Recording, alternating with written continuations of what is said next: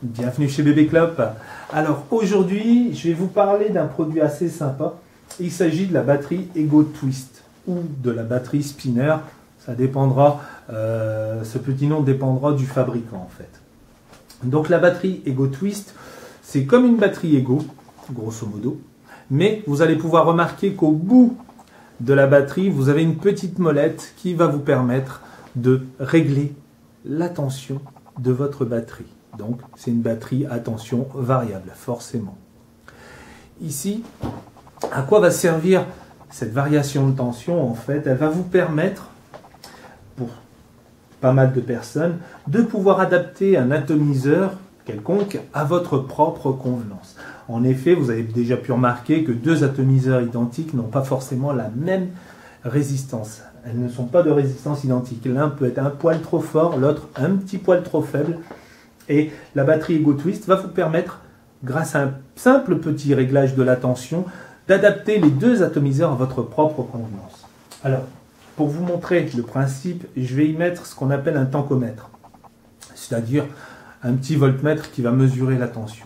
Et là, on va regarder la tension minimum, on est à 3,14 et je vais augmenter au fur et à mesure. Et on va arriver jusqu'à 3, hop, la batterie, voilà. On va arriver jusqu'à 4,7 volts, 4,71. Théoriquement, on est censé aller de 3,2 à 4,8 en fonction évidemment des batteries. Ici, vous avez pu voir qu'on a une tension variable et on va regarder par rapport à une batterie standard, ou presque. C'est une Ego C Upgrade, donc là je l'ai mis en mode dégressif pour qu'on puisse visualiser la tension. Donc là, il n'y a pas très longtemps qu'elle est sortie du chargeur, on s'en est quand même servi. On est à 3,89, presque 3,9 volts.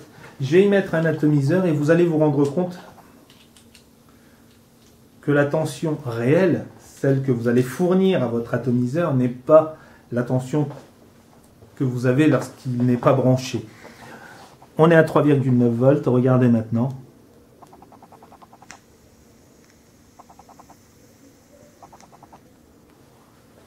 3,5 volts. C'est ce qu'on appelle la chute de tension. Cette chute de tension, c'est la différence en fait entre la tension théorique ou la tension lorsque la batterie n'est pas branchée, lorsqu'elle donne une tension à vide, et la tension réelle en charge lorsque la batterie est branchée sur un atomiseur. En fonction de la résistance de votre atomiseur, la batterie ne donnera jamais la même tension par rapport à la tension à vide. Il y aura toujours une chute un petit peu brutale à cause de la résistance de votre atomiseur, de la charge que représente l'atomiseur. Ce sera pareil évidemment pour une twist également. Mais la chute de tension pourrait être peut-être un petit peu moins importante étant donné que c'est une batterie régulée. On va faire un test justement, donc je vais reprendre le tancomètre. Je vais brancher sur le même atomiseur, donc c'est un Stardust. Zou. Je vais faire un petit réglage ici. On va le brancher à peu près, je dis bien à peu près à 4 volts.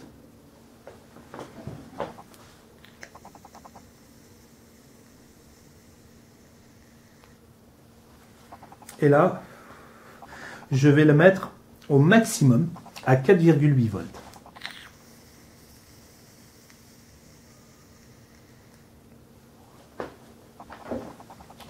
Waouh! Évidemment, on a un hit beaucoup plus important. Vous avez pu voir qu'il y a quand même une chute de tension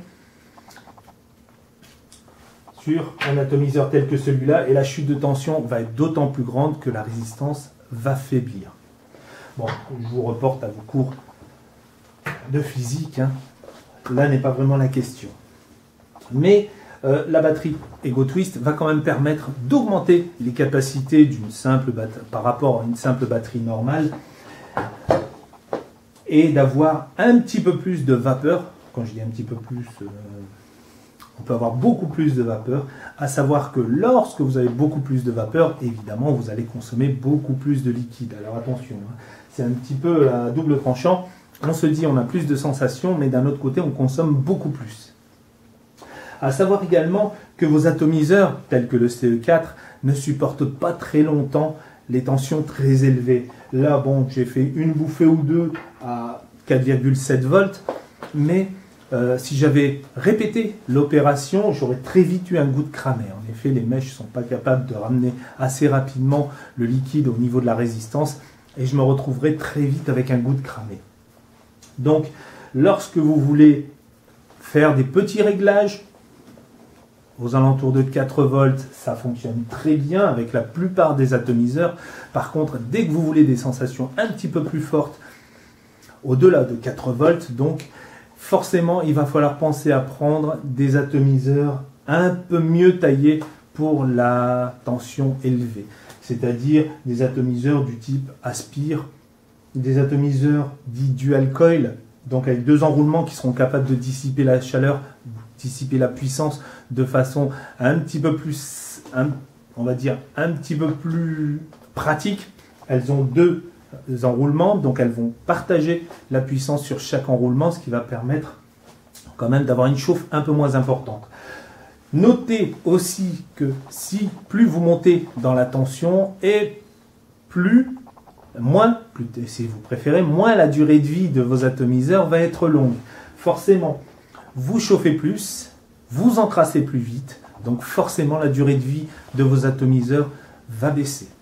Ne rêvons pas, si vous tenez une dizaine de jours avec un Stardust, c'est déjà bien si vous tenez la semaine en étant toujours aux alentours de 4 volts.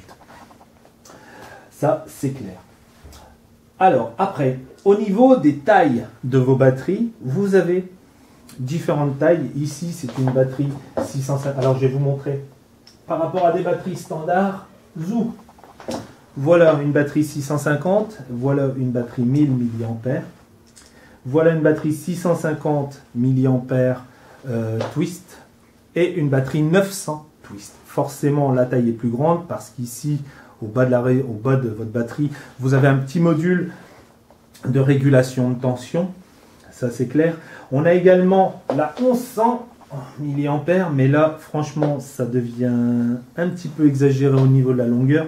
Donc, celle-là ne sera pas vendue chez BB Club. Par contre, celle-là, c'est la 1300, cette fois c'est la Spinner de Vision, c'est Vision qui l'appelle comme ça. Donc c'est la 1300 mAh de chez Vision qui allie une très bonne autonomie et évidemment une tension variable qui permet d'obtenir de très bonnes performances. Voilà, donc en fonction de vos besoins, vous choisirez le modèle qui vous convient. À savoir également que si vous montez au-delà de la tension d'une tension conventionnelle de batterie, c'est-à-dire 3,5, 3,7 volts, il ne faut pas rêver, l'autonomie de ces batteries va fortement baisser. Quelqu'un qui tient une quinzaine de cigarettes avec une 650, au-delà de 4 volts, ne dépassera pas la dizaine de cigarettes dans la journée. Voilà. Comme j'ai dit, en fonction de vos besoins, en fonction des performances que vous désirez avoir, il faudra choisir le bon modèle de batterie.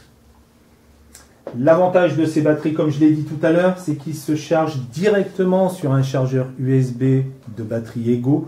Donc, assez pratique. L'investissement est assez peu élevé, étant donné que si vous avez une batterie Ego, vous avez déjà le chargeur.